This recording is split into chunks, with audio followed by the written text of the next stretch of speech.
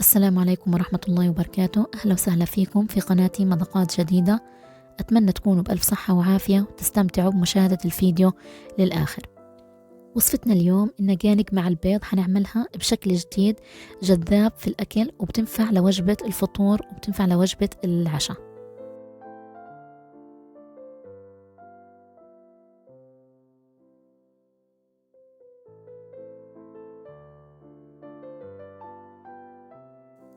حنحتاج عنا 4 حبات من النجانق، ممكن نضاعفوا الكمية حسب عدد أفراد الأسرة. عنا هان عودين من الخشب تاعت الشوي، هحطهم بهذا الشكل، وهحط حبات النجانق بهذا الشكل، وهقطع حبات النجانق بالسكينة بهذا الشكل. أحاول أنه يكون التقطيع متساوي قدر الإمكان.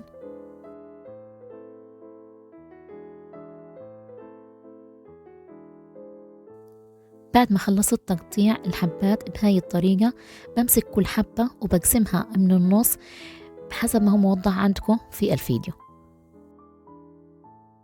وأتمنى ما تنسوا اللايك على الفيديو وتعلقوا بتعليق حلو على الفيديو. وأتمنى أي حدا جرب هاي الوصفة طلعت مضبوطة معه وأعجبته إنه يكتب في التعليقات رأيه بهاي الوصفة.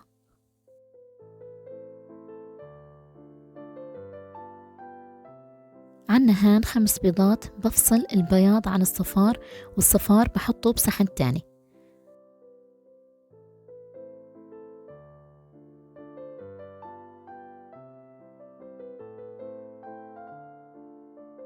ولو كنتوا ضيوف جداد على القناة، أتمنى إنكم تشتركوا في القناة وتفعلوا زر الجرس لحتى يصل إلكم وصفات جديدة.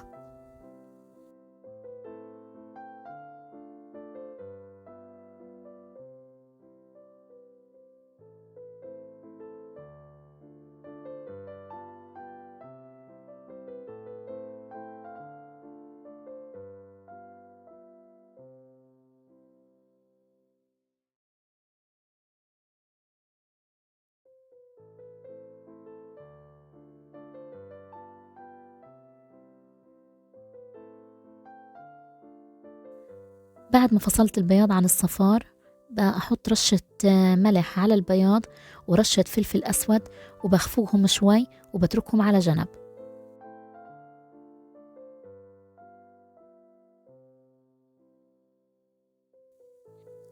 حضيف شوية زيت في المقلة، والأفضل إنه يكون عنا المقلة تيفال أو جرانيت عشان ما يلزق عنا البيض والمرتديلا فيها.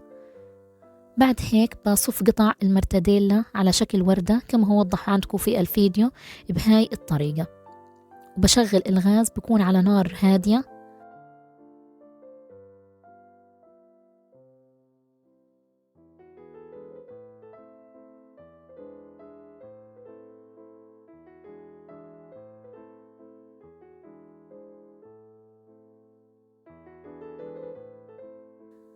بعد هيك بحط البياض بهذا الشكل، وبحط الصفار بالنص بهاي الطريقة.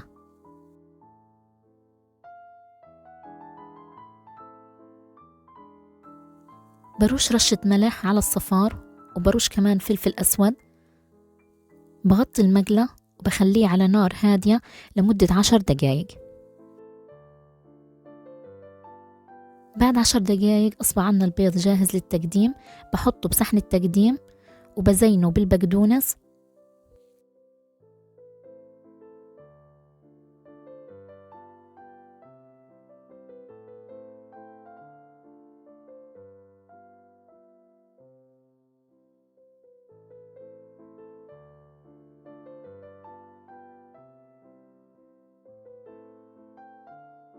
في الفيديو مبين معكم انه الصفار مش مستوي، لكن مثل ما انتم شايفين عنا الصفار مستوي، بس على هوا كاميرا الجوال ببين الصفار انه لساته ني.